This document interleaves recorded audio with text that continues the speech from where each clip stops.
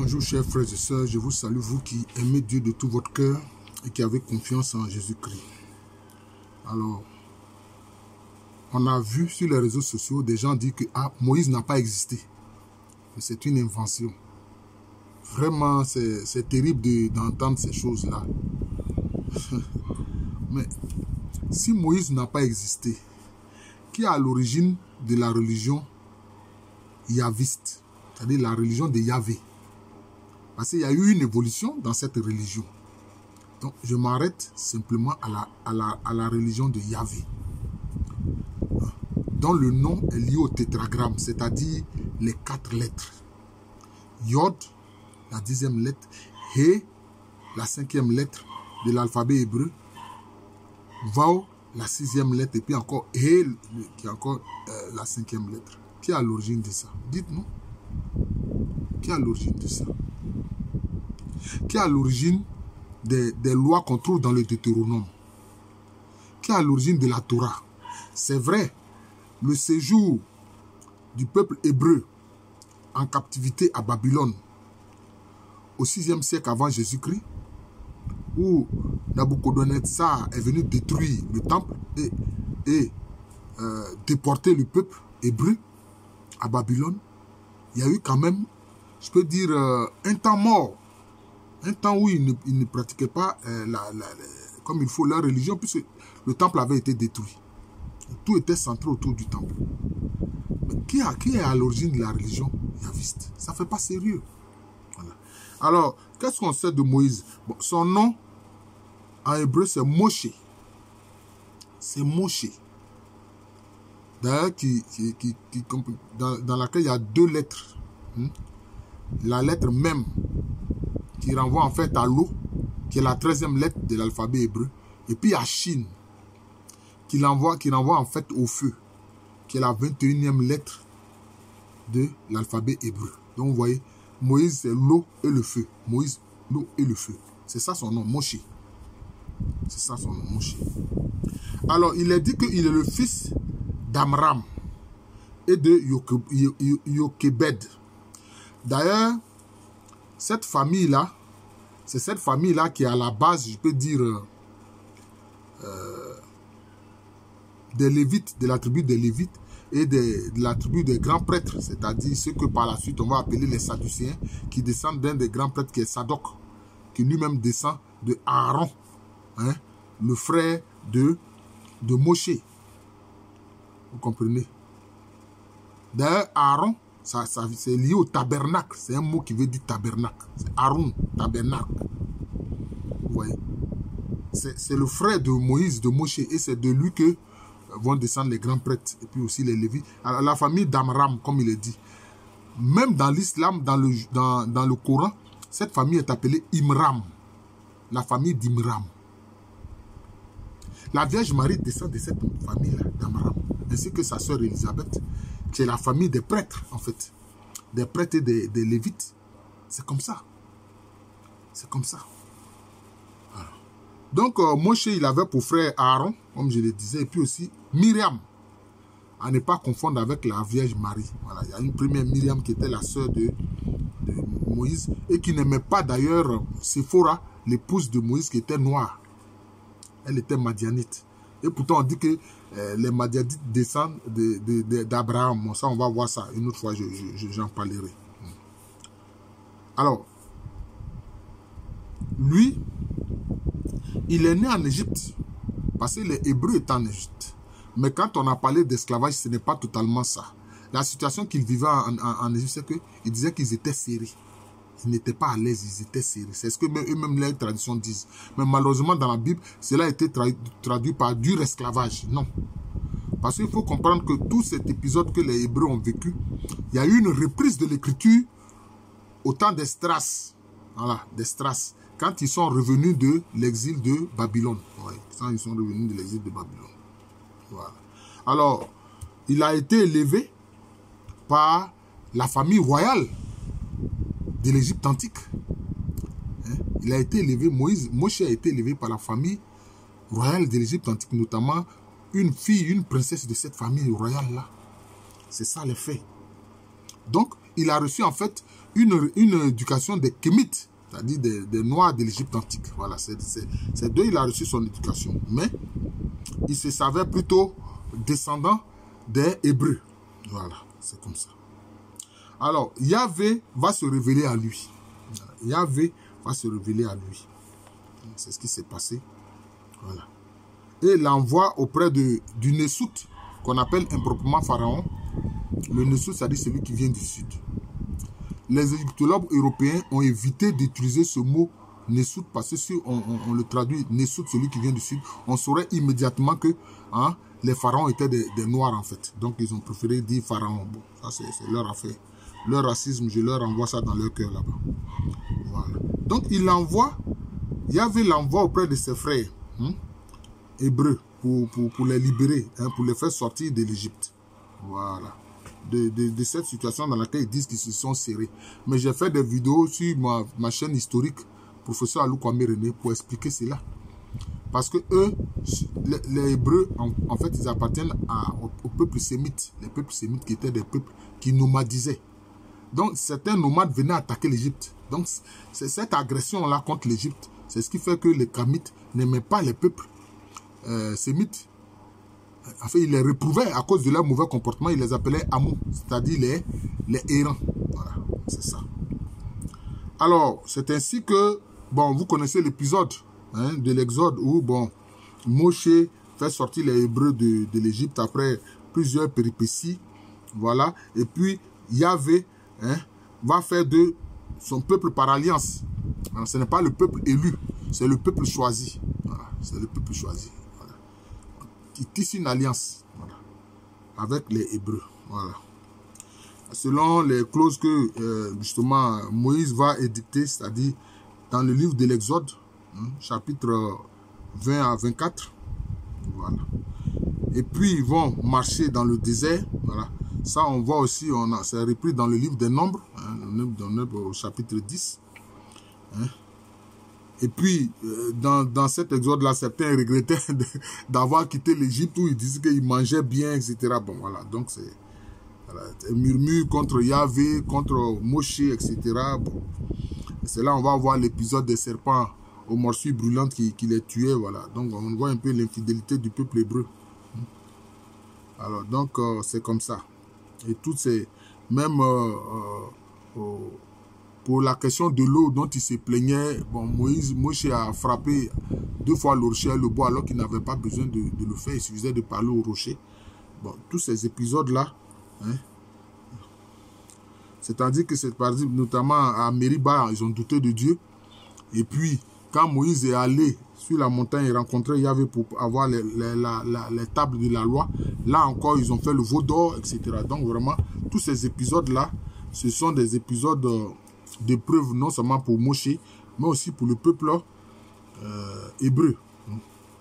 Pour le peuple hébreu. Alors, Moïse donc va donner ces lois qui viennent de Yahvé à son peuple. Voilà, c'est comme ça. C'est comme ça. Et bon, ça va être promulgué beaucoup plus tard quand ils vont revenir de l'Égypte, de l'exil de Babylone par Esdras. D'ailleurs, le Pentateuque, les 5 livres que nous connaissons, qui sont attribués à Moshe et à Moïse, bon, c'est vraiment à l'époque d'Esdras que cela a pu être repris, rédigé, etc.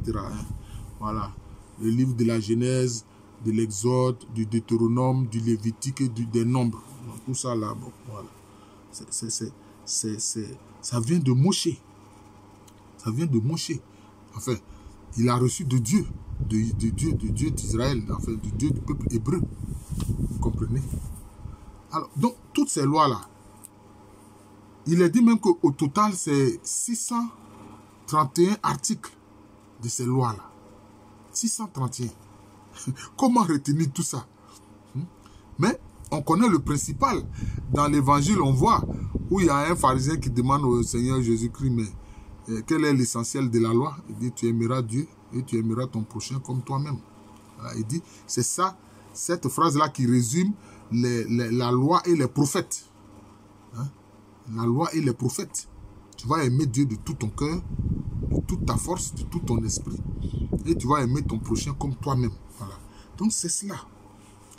Alors cette loi-là, première qu'a reçu le peuple hébreu, ça vient de Moshe, ça vient de Moïse. Ça vient de Moïse. Alors, comment, avec tous ces éléments, vous pouvez dire que Moïse, c'est une invention que Moïse n'a jamais existé? Ça ne fait pas sérieux. Hein? Comme je l'ai dit, même son nom là est tiré de l'alphabet hébreu. Hein? C'est tiré de l'alphabet hébreu. C'est pour ça qu'ils ont traduit son nom dans la Bible par sauver des eaux. Voilà, sauver des eaux. Il y a l'épisode où on dit oui, sa mère l'a mis dans un, je sais pas, dans un récipient qu'elle a mis sur le Nil, etc. Et puis bon, là où une princesse kémite prenait son bain, bon, elle l'a vu et puis elle l'a récupéré, etc. Donc c'est comme ça. Oui, c'est comme ça. Et il n'est pas seul. Dans tout le récit hein, de l'Exode, il y a d'autres personnages qui sont autour de lui. Son frère Aaron est là. Sa soeur Myriam est là. Hein? Son fidèle serviteur aussi, Josué, hein, est là. Caleb, etc.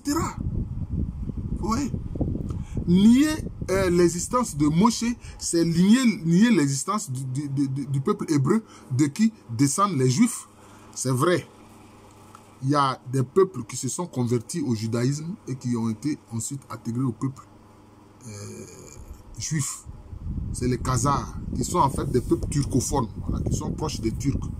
Mais les Khazars, eux, se sont convertis au judaïsme. Voilà, se sont convertis au judaïsme. Il faut comprendre que le judaïsme, ce n'est pas seulement les Juifs tels que ceux qui sont revenus de l'Europe après les cruautés, la Shoah, le génocide perpétré par Hitler et les nazis. Mais en Afrique, il y avait des Juifs. Les Falachas. Les Falachas, ce sont des Juifs. Ce sont des Juifs. Dans les années 70, quand il y a eu la famine en Éthiopie, certains ont été emmenés par l'État d'Israël en Israël. Voilà. Les Falachas, ce sont des Juifs. Eux, ils sont en Afrique, ils sont en Éthiopie, ce sont des Noirs. Même le peuple Lemba, qui est en Afrique du Sud, enfin, dans la partie australe de l'Afrique, le peuple Lemba, c'est un peuple juif qui pratique le judaïsme. D'ailleurs, ils disent que dans leur migration, ils sont passés par Sénat, c'est-à-dire Sanaa, qui fait partie du territoire du Yémen actuel. Alors, comment avec toutes ces données-là, vous vous levez, vous dites que non, Moïse n'a pas existé, Moshe n'a pas existé. Bon, s'il n'a pas existé, bon, dites-nous qui est à l'origine du yavisme. Dites-nous qui est à l'origine du yavisme, qui est à l'origine de la religion yaviste. C'est des choses vraiment, je pense que derrière tout ça, c'est une volonté manifeste de briser la foi des gens. Et ça, comme je l'ai dit, ce sont des diablotins qui font ça. Ce sont les diablotins qui font ça. Sinon, Moïse est une réalité. Pourquoi Moïse est une réalité? Parce qu'il est à l'origine du yavisme. D'ailleurs, quand après le règne de Salomon, le royaume a été scindé en deux, avec Israël au nord et puis Juda au sud, hein, le nom Yahvé a été beaucoup plus utilisé dans le royaume du sud de Juda. D'ailleurs, le nom Yahvé n'était pas prononcé. C'est le grand prêtre qui, une seule fois par an, entrait dans le Saint des Saints hein, du temple pour prononcer ce nom-là, hein, sous des bruits, etc. Donc, le peuple, même souvent, n'attendait même pas le nom Yahvé. Et jusqu'à aujourd'hui, les Juifs ne prononcent pas le nom Yahvé, qu'on appelle le tétragramme, c'est-à-dire les 4 lettres. Yod, hein, la 10e lettre. D'ailleurs, c'est à partir du Yod, qui est comme une sorte de virgule, c'est à partir du Yod que toutes les autres lettres s'articulent. Il y en a 22 principales, et puis il y en a 5 finales. Donc ça fait au total 27 lettres. Il y a 22 lettres principales, et puis il y a 5 lettres finales, en fait, qui sont des prolongements de 5 autres lettres qui font partie des 22 lettres. Donc c'est comme ça. Hein? C'est comme ça. Si vous dites que Moïse n'a pas existé, c'est ça que le peuple juif n'existe pas. Or, il existe bel et bien. Il existe bel et bien. Le peuple juif, il existe bel et bien. Donc vraiment, ce sont les diablotins qui veulent nier l'existence de Moshe. D'ailleurs, dans le royaume du Nord, c'est-à-dire Israël, hein, là c'était le nom Elohé. qui était le plus utilisé. D'ailleurs, c'est ce nom-là que Jésus-Christ a prononcé quand il était sur la croix, où il a dit « Elohé, Elohé, mon Dieu, pourquoi m'as-tu abandonné ?» C'est Elohé. Mais eux, ils ont cru qu'il s'agissait d'Élie, qu'il appelait Élie. Non. Maintenant, on le voit dans le Nouveau Testament, dans le récit de la transfiguration du Christ, on voit Moïse et Élie qui sont aux côtés de Jésus. Dans le récit de la transfiguration. Là, c'est dans le Nouveau Testament. Moïse, c'est un personnage de l'Ancien Testament. Élie aussi, c'est un personnage de l'Ancien Testament. Vous voyez? Moïse, Moshe, il était prophète. Il était prophète. Il a parlé au nom de son Dieu Yahvé. Le Dieu véritable. Voilà. Donc, c'est comme ça. Vous voyez? Donc, il ne faut pas venir nier l'existence des gens. Voilà. Parce que, même moi-même qui vous parle, 200 ans après, quand je vais quitter cette terre, 200 ans après, quelqu'un peut venir dire que oui, mais Professeur Alou n'a jamais existé. Professeur Alou n'a jamais existé. Vous comprenez? Donc ça, ce sont des arguties. Et ceux qui font ça, ils sont d'une malhonnêteté diabolique. Voilà, ils sont d'une malhonnêteté diabolique. C'est des Belbouzéens. Voilà, c'est les gens de Belzébout. Voilà, ce sont des descendants de Belzébout. Ce sont des menteurs. Donc c'est ça qui fait problème. Moïse a bel et bien existé. C'est lui qui est à la base de la religion yaviste. C'est lui qui a donné l'étape de la loi. Mais, bon, certains utilisent cet argument pour dire, mais les 10 commandements là, on les trouve dans les 41 lois de la Math de l'Égypte antique. Bien sûr. Bien sûr. Où est le problème? Où est le problème? Moïse, même comme je l'ai dit, il a été élevé dans les traditions de l'Égypte antique, dans les traditions kamites. Mais où est le problème?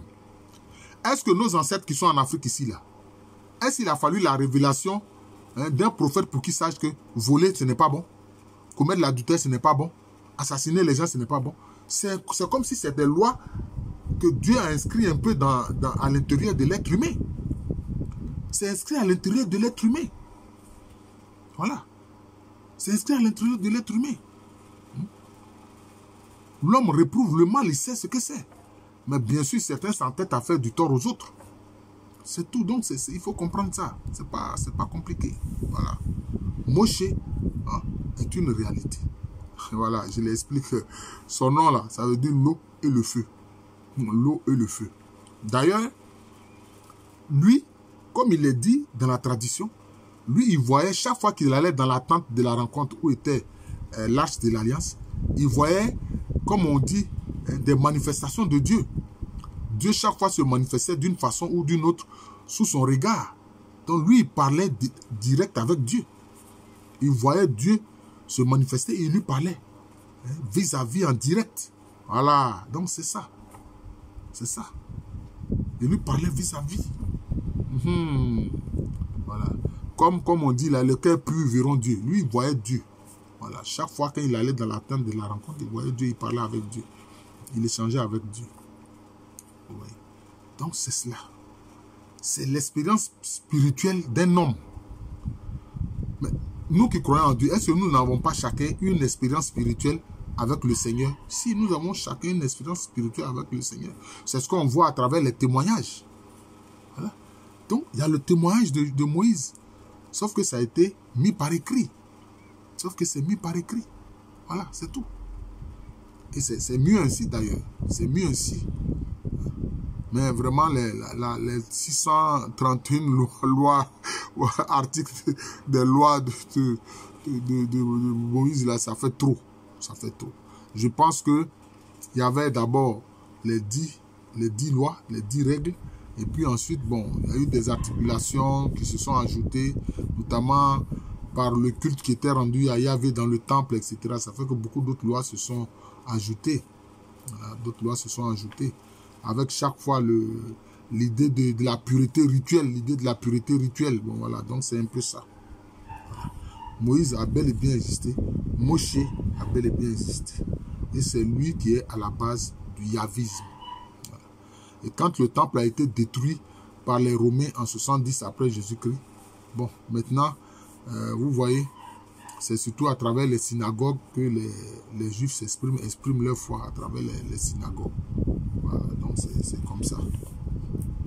Alors, d'ailleurs, même quand le temple encore existait, quand Jésus marchait sur terre, il y avait déjà les synagogues aussi. Il y avait aussi les synagogues. Voilà. Où le peuple se rassemble. Voilà. Donc, vous ne pouvez pas regarder le peuple juif et puis dire que non, Moïse n'a pas existé. Ce n'est pas vrai. Ce n'est pas vrai de dire cela. L'existence du peuple juif est la preuve que Moïse a bel et bien existé. Voilà. Si vous voulez être un partisan de Belzébuth, venez me dire quelle est l'origine du peuple juif.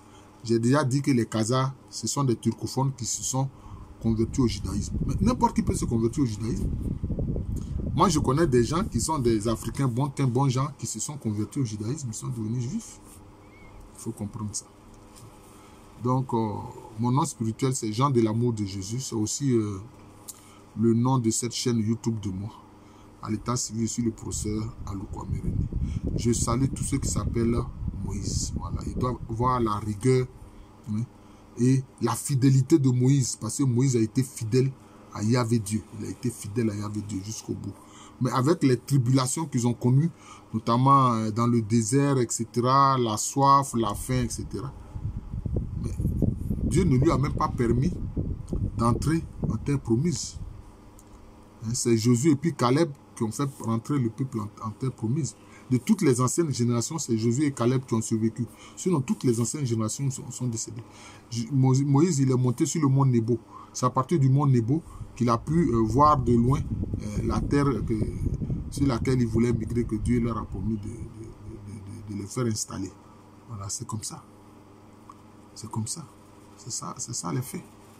Voilà, le mont Nebo. Et ils sont passés aussi par l'épisode du mont Sinaï, que les Hébreux appellent le mont Horeb. Le mont Horeb. Voilà. Merci beaucoup et bonne journée à tous.